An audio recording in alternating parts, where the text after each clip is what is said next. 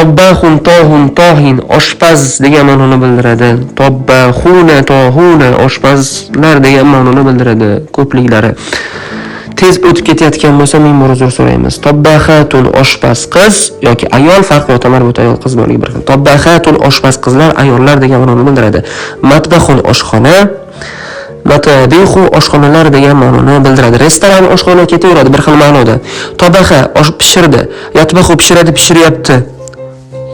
Utbuh pishir. Tobxun pishirmoq, pishirish, pishiruvchi degan ma'nolarni bildiradi.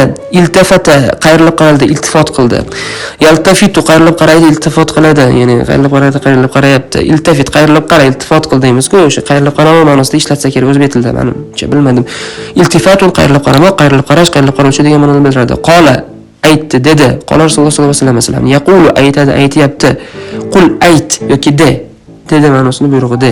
Qavlun aytmoq, aytish, aytuvchi degan ma'nolarni, dedi demoq, deyish degan ma'nolarni bildiradi. Suqun bozor, aswaqun bozorlar. Sami'a eshitmoq fe'lidan eshitdi degani. Yasma'u eshitadi, eshityapti o'tgan zamonda. Isma' eshit, mana eshit deymiz-ku. Sama'un eshitmoq, eshituvchi, eshitish degan ma'nolarni bildiradi. Xadimun xodim, xizmatkor ya'ni. Uzr so'raymiz faqat shunaqa ma'noni bildiradi arab tilida. Xuddamun xizmatkorlar, xodimlar deymiz-ku biz, ishchilar ham masalan.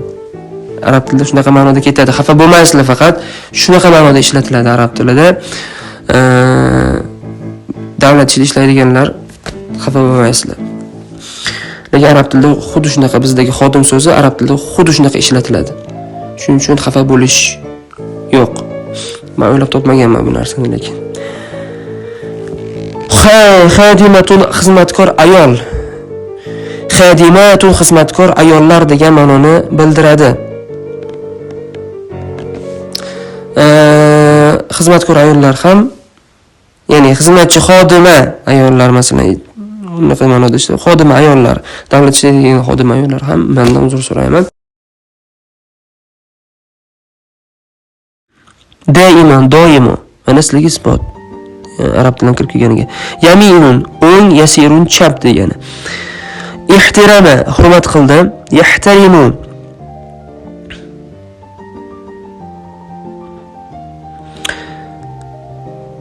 hurmat qiladi, hurmat qilyapti.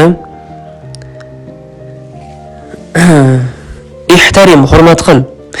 So'zlarimiz tez o'tib ketayotgan bo'lsa, men uzr so'rayman, shunaqa bo'lib qoldi. Ihtiramun hurmat qilmoq, hurmat qiluvchi, hurmat qilish degan ma'noni bildiradi. Texnik xatolar uchun uzr so'raymiz.